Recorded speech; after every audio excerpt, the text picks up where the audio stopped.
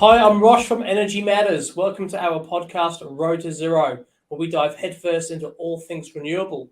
Join us as we chat with industry experts, tech specialists, and some of your favorite TV and radio personalities, asking the renewable energy questions you want answers to. Our goal, a zero carbon future. I am delighted in this episode to welcome Luke Menzel, CEO of the Energy Efficiency Council. Hi, Luke. How are you? I'm well. Great to be here. Mate, thank you so much for joining us. I know you're a very busy man, and with All Energy just around the corner as well, I dare say your commitments are a thousand times more than myself. But look, it's a pleasure to have you on today's podcast.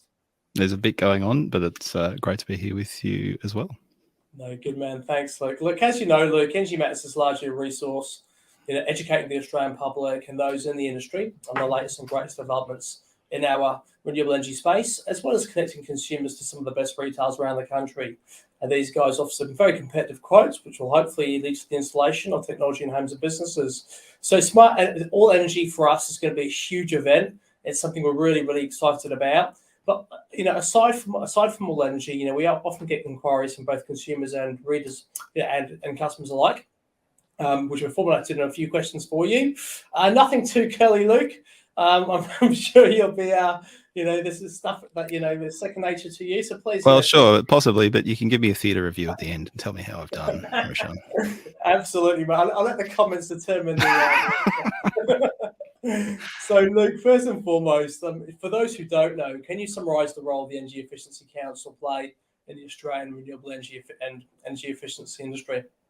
Yeah, sure. Look, I saw that last episode you had my friend Kane Thornton on the show. So he heads up the Clean Energy Council, and they really focus on the decarbonisation of what we call the supply side of our energy system. So moving away from coal and gas in terms of where we get our energy and moving towards renewable sources of energy.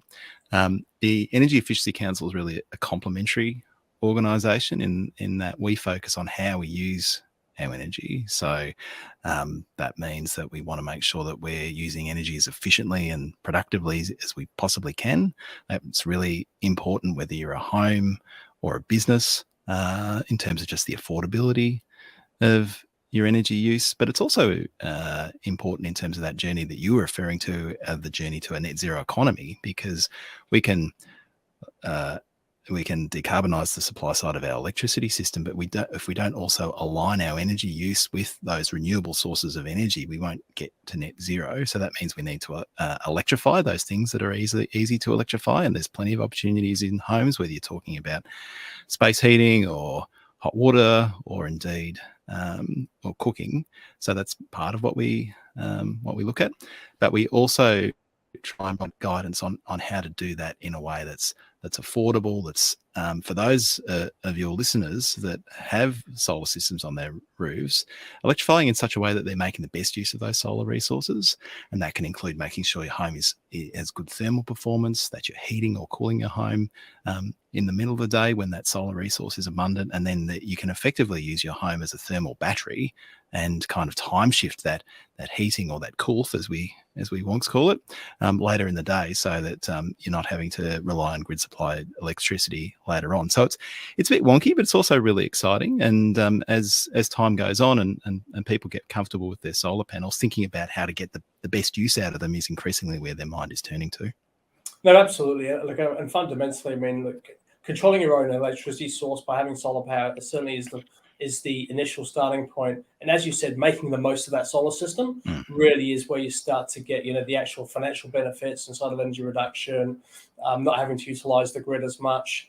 And look, really you bang on. So it's interesting to actually have you on the show to obviously discuss, I suppose the separate direction that a customer can go in once they've got the solar power system and what other products they can add. I will get to that in a second. So I've got a question for you as well, Luke. But look, really, in reading about the Energy Efficiency Council, I'm clear that there is a lot of work you do at policy level, at government level, and really having those conversations. And I can imagine some tough conversations at times to question, what is being done and what needs to be done to move us to that, that direction of the recently, stated 82% renewable energy target by 2030. Yep. I mean, from a policy perspective, I mean, what would you say consider to be the 3 policy changes which are urgently required by state and government to get us to that target?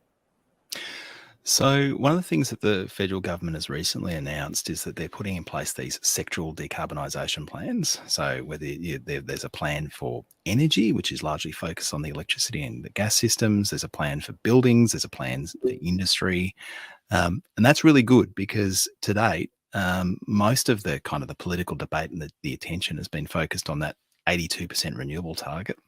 And what we say is that we actually have to go full throttle towards that. And no doubt, Kane bent your ear on some of the ways that that can be achieved. But at the same time, like our overall goal is 43% emissions reductions by 2030. And getting there, you don't just want one pathway to victory, you want multiple pathways to victory. So you want to make sure we're utilising energy efficiency. You want to make sure that we're rolling out electrification at the rate that we want to. And if we have those multiple pathways to victory, if we're sort of leaning into the task of electrifying homes, for example, aligning it with those renewable resources, it actually makes it easier to hit that 43% target because you're starting to shift some of that gas use out of the residential market, particularly in states like Victoria, where there's a huge amount of reliance on gas for things that can be easily delivered by a heat pump, by a highly efficient electric unit. So that's kind of number one, is like spreading our effort, like making sure that we're continuing to drive really hard on the renewables, but also, raising our efforts in other parts of the economy, like electrifying transport. I know you guys are really interested in like the transition to EVs, electrifying what we call low temperature process heat, both within households and within businesses. Thinking about how we can support the ag sector on that journey. In broad terms, that's really important. That's probably number one. In terms of households in particular, making it really straightforward for our homes to upgrade their appliances and their thermal performance is one of the really big challenges that both state and federal governments are grappling with at the moment. So there were 2 really big energy commitments in the federal budget back in May. One was called a Hydrogen Head Start program. It was dumping a couple of $1 billion into ramping up that industry. But the other big commitment was actually on energy performance. And there was $1 billion for the Clean Energy Finance Corporation to start providing low-cost finance to households to do things like, put in a heat pump or go all electric in their home. And that's a recognition from the government that it's actually at the moment pretty hard for households to not have to do a huge amount of research to find quality providers that they can trust to upgrade their appliances or to improve the thermal performance. There needs to be a lot more focus on that area, and they're trying to kind of jumpstart that, catalyze that ecosystem into developing a market which can deliver home upgrades for energy performance in a way that is safe, in a way that delivers a high quality outcome for the consumer. So that's something which state and federal governments are really focused on, and we need more effort in this space. And I guess the third piece of this, the one that we'd really focus on, is how we bring like the more vulnerable cohorts in society along for the journey, like renters, people in social housing. Folk in apartments often don't have a lot of control over their energy use. There's a real danger that some of those more vulnerable cohorts, the people that don't have a lot of control or don't have a lot of money to spend, they get left behind. And to maintain the momentum that we need to get to some of those ambitious net zero targets, we're going to need to really, really strongly engage with those parts of the market that aren't necessarily going to have the wherewithal to do it themselves. And that's probably the third priority I'd highlight, Roshan. So inside of I suppose both the vulnerable, but as well as with apartments and some other demographics and other types of buildings which don't really have the same opportunity. I mean, is there a lot of dialogue happening at that level? I mean, if you look at Victoria, for example, I mean, the program that's rolled out around VEEX has been hugely successful, and the uptake of energy efficiency monitors and of now heat pumps has been huge. But I suppose what sort of dialogue is taking place to encourage both federal and state government to look at those other sort of areas? I think that what there's an increasing recognition of is that some of those harder to reach sections of the market are going to need a lot more support in terms of funding support. But Yeah. there's also going to be a certain amount of regulation that's needed to come into play. So one of the sort of the policy conversations that we get involved in is what are the requirements for minimum energy performance standards for a rental? Like, you know, so if you buy a house as of today, we're recording in October 2023. You know, it pretty much all around the country, the minimum energy performance for a home that you buy is 6 stars, and it's moving to 7 stars as we speak. The average performance of a home built before 2005 is about 1.8 stars. So, and that would actually be illegal to sell as a new home today because it's so crappy. You've just got heat leaking out. It's unhealthy to live in a home like that. It's really, really expensive to keep warm in winter and cool in summer. And yet, if you're a landlord, it's perfectly fine for you to rent that out, and you don't necessarily even think as a landlord about, you know, the energy performance is one of the things you're offering. And so over time, what we're moving to is just saying, what does a safe, comfortable home look like? And it doesn't mean that you have to upgrade it to 6 stars, but you probably do need to upgrade it to 3 at least to be actually providing a safe and comfortable home for your tenants. And then, you know, put in some regulation that isn't necessarily the favourite thing of people around the country, but how can we support landlords to make those upgrades with some incentives along the way, particularly those that sort of get it and they're willing to act early. So it's a, you know, as always with policy, us policy wonks, we're always talking about carrots and sticks. I sometimes like to talk about tambourines as well to kind of get people excited about the journey. That can be helpful as well. But between the carrots and the sticks and the tambourines, we can get there, Roshan. No, fantastic. And I know every landlord's worst nightmare is having to spend on their property. You know, they'd rather just take advantage of the strong rental market and get them out there. But you know, they do need to, and I suppose, like, you know, the incentives are fantastic because it makes it more affordable. Yep. But there does require us to get time to get them in action. And the other thing I'd say is that there's some interesting ideas floating around in terms of how you can better structure the tax system around rental properties to actually incentivize landlords to make these changes. So at the moment, if you're only able to write off an equipment replacement to the degree that it's a like for like, so replacing a gas boiler with a gas boiler is okay, but replacing a gas boiler with a more expensive heat pump, you're not going to get the full tax benefit. So there's simple things that can actually just make it easier for landlords to make that call when the opportunity arises. And I know crossbenchers like Allegra Spender have been thinking about, you know, instant asset write-offs for landlords, and like the conversation is starting to get moving, and there's starting to be that recognition that you need the targeted policy in some of these more difficult spaces. Indeed, in about 6 or 7 weeks, the Energy Efficiency Council with a bunch of our partners is pulling together, you know, we'll get through all energy, that'll be great.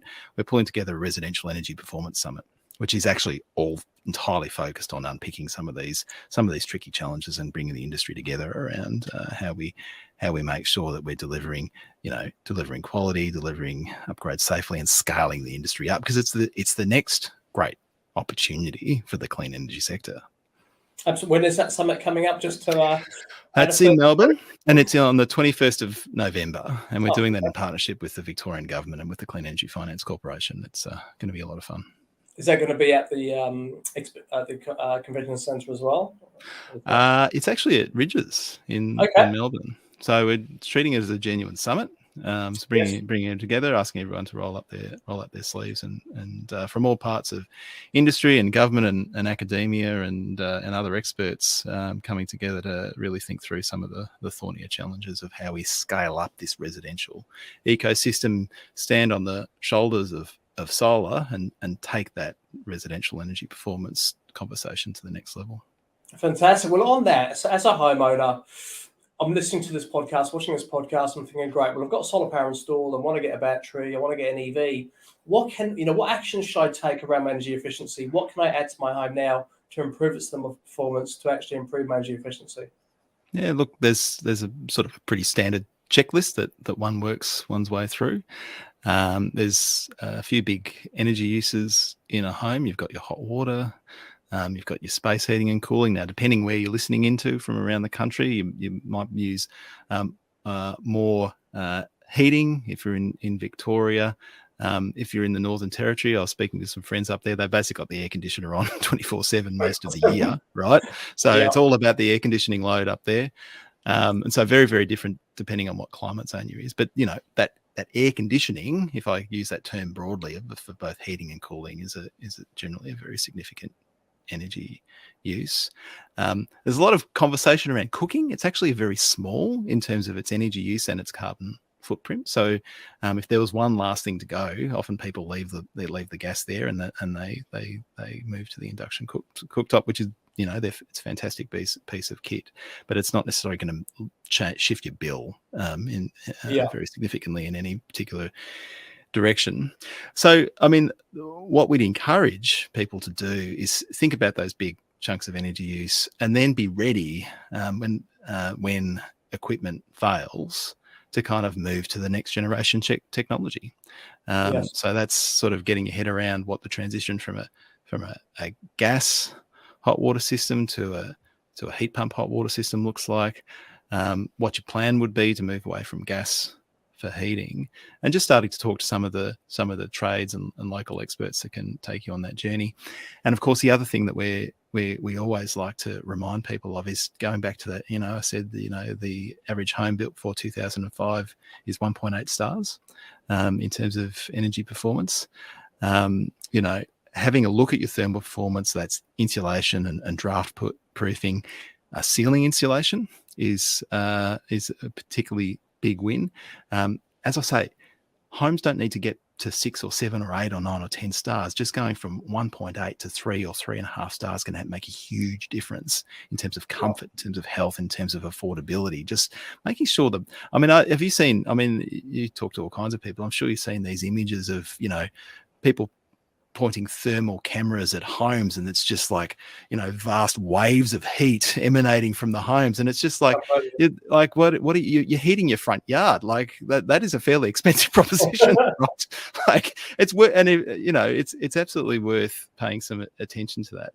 Now, what I would say is that homeowners don't have to do this all at once, and they don't have to rip everything out immediately. It's kind of about making a plan and knocking things over as they fail. And if you do that, you'll be in a very good position. You'll get to the position ultimately that your bills are incredibly low because you're utilizing the solar resource on your roof. But you're also, if you to the degree that you care about the emissions that you're generating, your carbon footprint, it'll also help bring that down over time as well. No, which is absolutely fantastic. On carbon footprint, as you know, in Matters, we believe in a zero carbon future. And I want to ask your opinion on this one, Luke. There's a lot of skeptics out there about climate change. Obviously, we understand what's happening in the industry, but on the planet. But I guess, in your opinion, as we move towards a net zero carbon future, what would be the climatic impact of continuing at the current pace of adoption and transition to clean energy and energy efficiency? Okay, so what we're from a climate change perspective, there's a certain amount of climate change that's already locked in. That's just the way that the physics of climate change works, and we haven't really bent the curve of emissions to the degree that we need to hit the kind of the degree of climate change that is widely regarded as safe, which is kind of around that 1.5 degrees of temperature change. Now, that means more extreme weather events. That means things like rising sea levels, all the things that we've talked about. It's interesting. It's interesting you say there's still a lot of climate skeptics around. I suppose you're right, but I think there's a lot fewer than there used to be, and it's because people are seeing the impacts in their lives. Like climate change isn't some sort of esoteric, off in the future, sort of a apocalyptic scenario.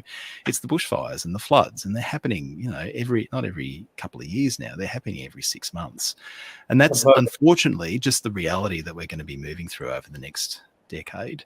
Now, that could give rise to a certain amount of pessimism or people throwing up their hands and saying it's all too hard. What we know from the climate science is that even if we're overshooting 1.5, if we can't hit that target, our next target should be 1.6. And if we can't hit 1.6, 1.7, because there's a massive difference between, say, 2 degrees of warming and 2.5 and 3 and 3.5. Like we just got to keep that average warming as low as we possibly can. Now, there's a lot of people, and the International Energy Agency released a report just last month. We talked about it on one of my podcasts, which is sort of stating very categorically that we still have a pathway to 1.5. It involves closing coal-fired power. It involves ramping up, like doubling renewable capacity or tripling renewable capacity by 2030, doubling the rate of energy efficiency improvement by 2030, and really kind of leaning into electrification of all of those applications that we were talking about earlier, low temperature process heating in homes and the like. So we can still do this, is the message from the International Energy Agency. And that's where, we sort of talk about what one can do in your household at home, and that led us up to a big global challenge, right? Okay. And if, we have that sort of sense of collective action and enthusiasm for the task, we can keep a safe climate. And to the degree that, it takes a little bit of time to ramp up action to the level needed to, that just means we redouble our efforts and keep going as hard as we possibly can to keep that temperature change as low as we possibly can. No, fantastic. And look, I can certainly see, from a consumer level, I mean, certainly the narrative has well and truly sunk in, and people know they have to do something and start to make a difference. And it's been very well, even from an education point of view. My 13-year-old, even when she was age 7 or 8, was coming home letting us know about turning off lights, recycling. Yep. Which is absolutely fantastic. So it's great that, once the kids are on board, it starts to go upwards, and the parents kind of get their heads together and think, we should do something about it.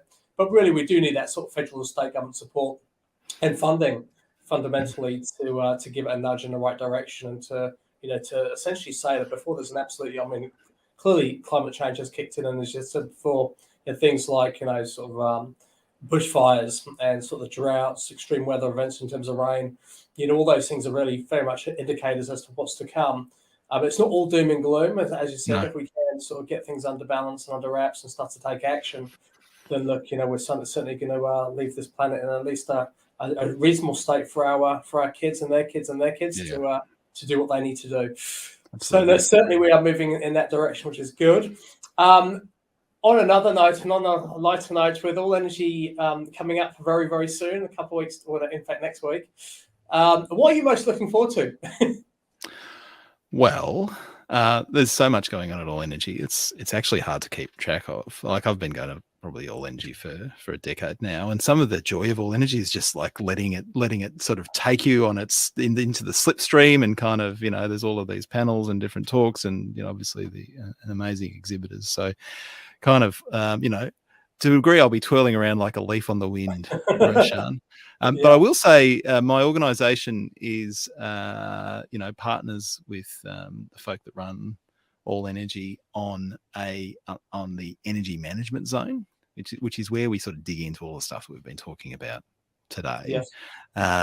So it's the energy efficiency, it's the smart load management to align, energy usage with the availability of renewables. It's the electrification agenda. And so in the energy management zone, on the showroom floor, my colleagues from the Energy Efficiency Council, Jeremy Sung, our head of policy, and Rachel Wilkinson, who leads on our strategic technologies, will be chairing a bunch of really incredible panels like retrofitting for net zero, enhancing well-being and cutting costs through energy efficiency in homes, harnessing the demand side to support a reliable, efficient, zero emissions electricity grid.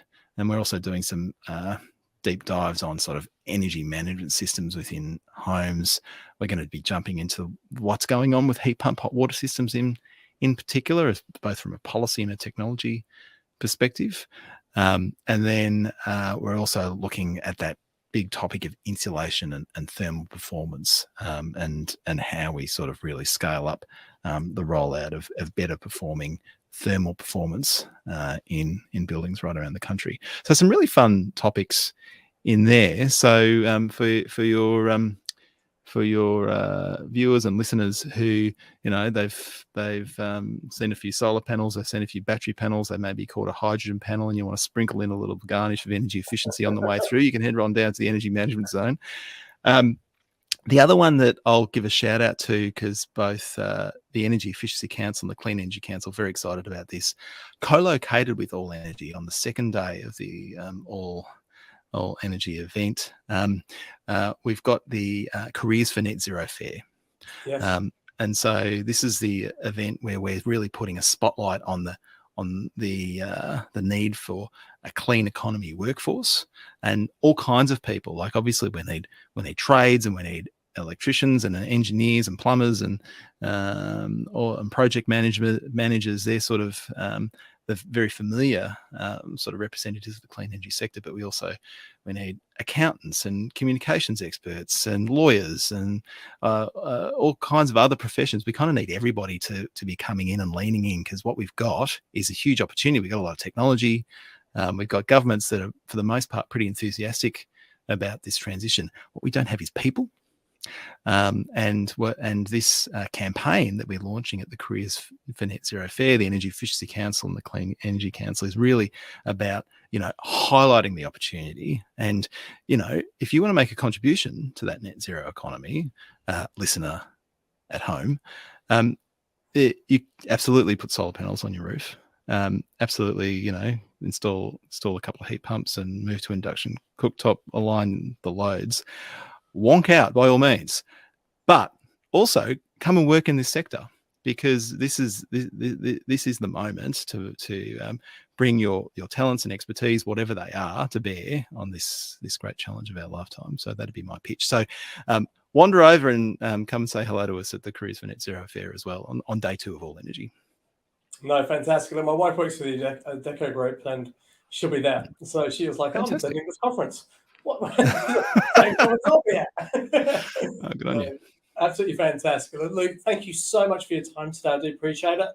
For anyone out there who hasn't registered as yet, or looking to get into the industry or in the industry, make sure you do register to attend this year's All Energy Conference at the Melbourne Convention Exhibition Centre, 25th and 26th of October. Just remind you, it is completely free to attend. So for me, it's probably one of the best value events of the entire year, because if you were paying to see some of the cover of these speakers, including Luke, you'd be paying a few $1,000s. So this is completely free of charge. And of course, if you are going to be there, check out the Energy Management Zone as well. I'll be there too. And listen to the different changes and implementation into that part of the industry, which is fantastic. Luke, thank you so much once again. It's been a pleasure having you on our show. It's been a lot of fun. Thanks, Roshan. You're very welcome. So, guys, you heard it here first. All Energy, Energy Management Zone, and Careers Fair. So if you are unemployed or looking to change employment and looking to get into our industry, come along and check out what's available. You certainly will be very, very open-minded and, wowed by the technology that's available to today. To rewatch this podcast and to get the latest energy updates, please subscribe to our YouTube channel. Check out our social media on Facebook, Instagram, Twitter, and LinkedIn. And once again, thank you very much for your time today.